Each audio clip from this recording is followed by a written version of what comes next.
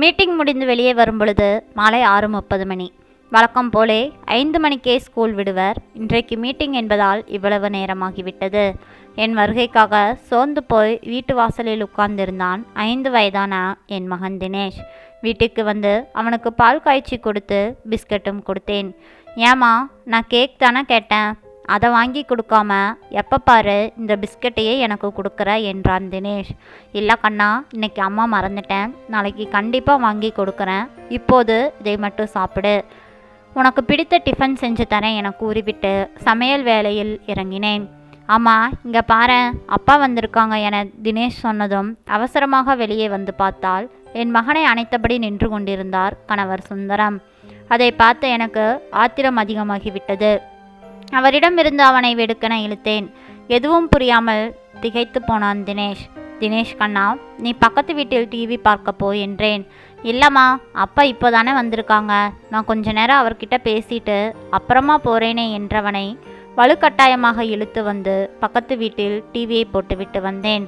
சத்யா, நீ செய்யறது உனக்கே நல்லா இருக்கா? என் மேலே வழக்கு போட்டுட்டு வக்கீல் நோட்டீஸ் அனுப்பியிருக்கியே. ஆமாம், அதில் என்ன தப்பு? தப்பு செஞ்சவங்க தண்டனை அனுபவிக்கணும், அதனால தான் வழக்கு போட்டேன். இதோ பாரு சத்யா, நான் சொல்கிறத நல்லா கேட்டுக்கோ. நம்ம 2 பேரும் சமாதானமாக போய்விடலாம். ஏதோ தெரியாமல் தப்பு நடந்துருச்சு, இல்லைன்னு நான் சொல்லலை. அதுக்காக நம்ம குடும்பமானத்தை இப்படி கோர்ட்டு வரைக்கும் இழுத்துட்டு போகலாமா? நீ சரின்னு சொல்லு, நாம் இப்போ ஒன்றாகவே வாழலாம் என கேட்டார். இதோ பாருங்க, தப்பு செஞ்சது நீங்கள், அதை உணர்ந்து ஒத்துக்கொள்ளாமல் அவளோடு சேர்ந்து இருக்கலாம் என சொல்லுறீங்க பாருங்க. இனிமே உங்களிடம் பேச எனக்கு ஒன்றுமே இல்லை, நம்ம கோர்ட்டில் சந்திச்சுக்கலாம் என்றேன். என்னடி பெருசாக பேசுகிற? ஏதோ சமாதானமாக போகலாம்னு என நினைத்து வந்தால் ரொம்ப தான் திமிரா பேசுகிறியே. இதோ பாரு, தோக்க போவது நீதான், அவமானப்பட போகிறதும் நீதான் என கத்திவிட்டு போய்விட்டார். பட்டப்படிப்பு முடிந்ததும் வேலைக்கு போகலாம் என எண்ணியிருந்த எனக்கு திருமணத்துக்கு ஏற்பாடு செய்தனர் என் பெற்றோர்கள். அதற்கு வரனாக வந்தவர்தான் இவர். அரசு வேலையில் உள்ளவர், பெற்றோருக்கு ஒரே பிள்ளை என்பதாலும் சுந்தரத்தை என் வீட்டில் உள்ள அனைவருக்குமே மிகவும் பிடித்து போய் திருமணமானது. திருமணமான அடுத்த ஆண்டே பிறந்தான் தினேஷ். 3 ஆண்டுகள் எந்த பிரச்சனையும் இல்லாமல் தான் வாழ்ந்து வந்தோம். வேலை மாற்றலாகி நாங்கள் சிதம்பரம் வந்தோம். மாமனார் மாமியார் சொந்த ஊரிலேயே தங்கிவிட்டனர். சுந்தரத்திடம் சில மாற்றங்கள் ஏற்பட்டன. நேரம் கழித்து வருவது, சில நாட்கள் வெளியூரில் வேலை இருப்பதாக கூறி செல்வது, இதையெல்லாம் முதலில் நான் சந்தேகம் படவில்லை. ஆனால் நாளுக்கு நாள் அதிகமானது. இந்த நிலையில்தான் என் பெற்றோர் ஒரு விபத்தில் இறந்துவிடவே 1 மாதம் அம்மா வீட்டில் தங்க நேர்ந்து விட்டது. திரும்பி வந்தபோது வீட்டின் சூழ்நிலையே தலைகீழாக மாறியிருந்தது. யாரோ ஒரு பெண் தங்கி இருந்ததாகவும் பக்கத்து வீட்டில் கூறினார்கள். சுந்தரத்திடம் கேட்டதற்கு என் அப்பாவுக்கு உறவுக்கார பெண் அவள், தேர்வு எழுத வந்தாள், அதனால் இங்கே இருந்தாள் என்றார். சில மாதம் சென்றதும் கைக்குழந்தையுடன் ஒரு பெண் சுந்தரத்துடன் வந்தாள். அதன் பிறகுதான் எல்லா விபரமும் எனக்கு தெரிய வந்தது. என் கல்யாணத்துக்கு முன்னே இந்த பெண்ணும் அவரும் காதலித்தார்களாம். பெற்றோர் காதலை மாமனார் மாமியார் ஒத்துக்கொள்ளவில்லை என்பதால் நாங்கள் சொல்லும் பெண்ணை கல்யாணம் செய்து கொள்ளவில்லை என்றால் நாங்கள் தற்கொலை செய்து கொள்வோம் என மிரட்டியுள்ளார்கள். பெற்றோரின் சொல்லை மீற முடியாமல் தான் வலுக்கட்டாயத்தில் என்னை கல்யாணம் செய்து கொண்டிருக்கிறார். சுந்தரத்திடம் கேட்டதற்கு எல்லாமே உண்மைதான், என்னால் அவளை மறக்க முடியவில்லை, அவளும் நம்முடனே இருக்கட்டும், எல்லோரும் ஒரே வீட்டில் இருக்கலாம் என்றார். வெறி பிடித்தவள் போல் அவரை அடித்து வெளியே தள்ளினேன் நான். அதன் பிறகு எப்போது அவர் வீட்டுக்கு வந்தாலும் அவரை நான் சேர்க்கவில்லை. மாமனார் மாமியாரை வரவழைத்தேன். நீங்கள் அந்த பெண்ணையும் உங்கள் மகனுக்கு திருமணம் செய்து இருந்தீங்கன்னா எனக்கு இந்த நிலை ஏற்பட்டிருக்காது என அழுதேன். நீ சொல்றதெல்லாம் சரிதாம்மா. இவன் காதல் விவகாரம் தெரிந்தவுடன் அந்த குடும்பத்தை விசாரித்தோம். அவர்கள் பணம் பறிக்கும் குடும்பம் என தெரிய வந்தது. அதனால் தான் நாங்கள் இப்படி செய்தோம். கல்யாணமானதும் திருந்தி விடுவான் என நினைத்தோம். அவன் மறுபடியும் அவள் வலையில் விழுவான் என நாங்கள் நினைக்கவில்லை. இப்போது ஒரு குழந்தை இருப்பதால் நாம் இந்த விஷயத்தை மிகவும் ஜாக்கிரதையாகத்தான் கையாள வேண்டும் என்றார்கள். நீங்கள் எது சொன்னாலும் சரிதான், நான் அவருடன் இனிமேல் சேர்ந்து வாழ மாட்டேன், எனக்கு விவாகரத்து வேண்டும் என்றேன். அவசரப்படாதேமா, நீ விவாகரத்து வாங்கிவிட்டால் அவர்களுக்கு வசதியாக போய்விடும். உன் கணவன் மட்டுமில்லாமல் அவன் சம்பந்தப்பட்டது எல்லாமே அவர்களுக்கு போய்விடும். நீயும் குழந்தையும் அனாதையாக போகக்கூடாது. இதற்கு ஒரே வழி, அவன் மேல் வழக்கு போடு. முதல் மனைவி இருக்கும் பொழுது 2வது திருமணம் சட்டப்படி செல்லாது. வா நாம் வக்கீலை பார்த்து பேசுவோம் என விபரமாக கூறினார் மாமனார். அதற்கு சரி என்று வக்கீலை பார்த்து பேசி வக்கீல் நோட்டீஸ் அனுப்பிவிட்டாச்சு. இந்த நிலையில் இங்குள்ள கான்வென்ட் ஸ்கூலில் வேலைக்கு சேர்ந்து விட்டேன். வக்கீல் நோட்டீஸை பார்த்ததும் என்னிடம் கத்திவிட்டு சென்றார் சுந்தரம். ஒரு வாரம் சென்றதும் மறுபடியும் வந்தார் சுந்தரம். எதற்காக இங்கே வந்தீங்க? இன்னும் 2 நாட்களில் நம்ம வழக்கு தான் கோர்ட்டுக்கு வருகிறதே, அங்கேயே சந்திக்கலாமே என்றேன். எனக்கு தண்டனை வாங்கி கொடுப்பதில் உனக்கு என்ன அப்படி ஒரு சந்தோஷம்? எனக்கு வேலை பறிப்போய்விடும் என்று நினைக்கிறாயா? இல்லவே இல்லை. ஆனால் நீதான் தோற்கப் போகிறாய் என மிகவும் கர்வத்துடன் பேசினார். எனக்கு உன்னால் எதுவுமே செய்ய முடியாது. உன்னிடம் என்ன ஆதாரம் இருக்கிறது நாங்கள் திருமணம் செய்து கொண்டதற்கு? இல்லை, நாங்கள் சேர்ந்து இருப்பது போல்தான் உன்னிடம் அட்லீஸ்ட் ஃபோட்டோவாவது இருக்கிறதா? நான் மறுபடியும் சொல்கிறேன், நாம் சமாதானமாக போய்விடலாம் என்றார் சுந்தரம்.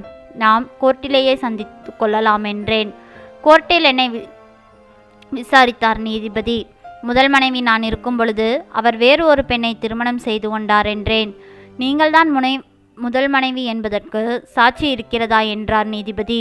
என்னிடம் இருந்த பதிவு செய்த திருமண சான்றிதழ் மற்றும் கல்யாண போட்டோ எல்லாவற்றையும் கொடுத்தேன். அடுத்து என் கணவரை விசாரித்தார். உங்க மனைவி கூறுவதெல்லாம் உண்மையா என்றார். இல்லைங்க, என் மனைவி எதற்கெடுத்தாலும் சந்தேகப்படுவாள். அப்படித்தான் இதுவும். இந்த பெண்ணும் நானும் ஒன்றாக கல்லூரியில் படித்தோம். அதனால் நாங்கள் நண்பர்கள் என்ற முறையில்தான் பழகி வந்தோம்.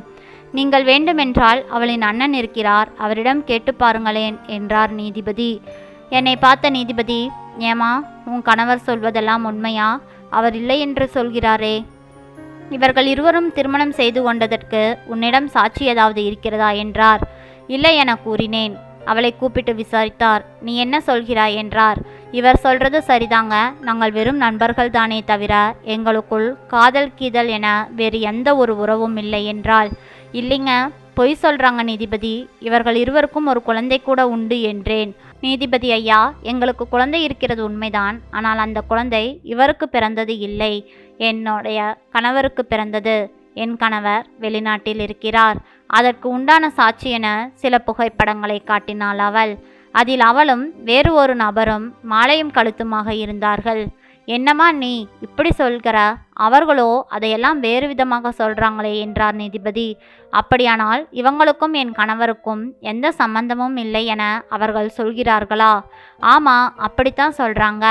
அப்படின்னா நான் தான் அவர் மனைவி என்றும் என் குழந்தைதான் அவர் வாரிசு என்றும் சட்டப்படி பதிவு செய்து கொடுக்க அவர் ஒத்துக்கொள்கிறாரா என கேறினேன்.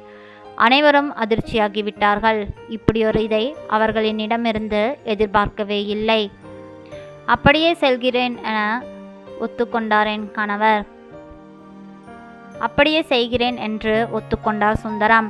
ஏமா, விபரம் தெரியாமல் ஒருத்தர் மேலே பழி போடாதே. கணவருடன் ஒற்றுமையாக வாழு. எதுக்கெடுத்தாலும் அவரை சந்தேகப்படாதே என அட்வைஸ் செய்து அனுப்பினார் நீதிபதி. கோர்ட் வாசலில் வந்து நின்றேன். சுந்தரமும் அவளும் வெற்றி புன்னகையுடன் என்னை நோக்கி வந்தனர்.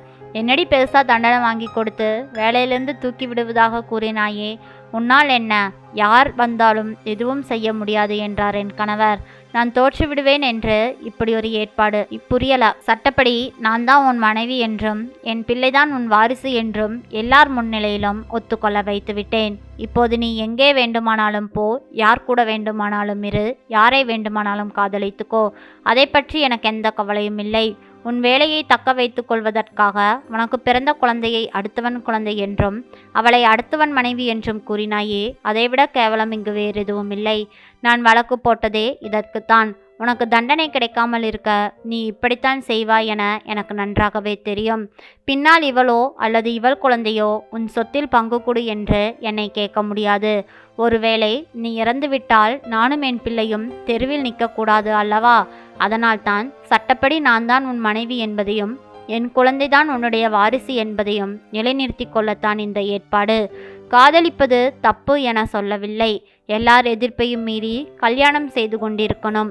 அதை விட்டுவிட்டு கல்யாணமாகி ஒரு குழந்தை பிறந்ததுக்கப்புறம் அந்த காதல் தான் வேண்டுமென நினைக்கிறியே, உன்னை போன்ற ஆண்களை எல்லாம் இப்படித்தான் தண்டிக்கணும் என கூறிவிட்டு தலை நிமிர்ந்து நடந்தேன். அவள் செய்த தவறுக்காக நானும் என் குழந்தையும் தெருவில் நிற்கக்கூடாது அல்லவா? அதற்காகத்தான் இந்த ஒரு முடிவு.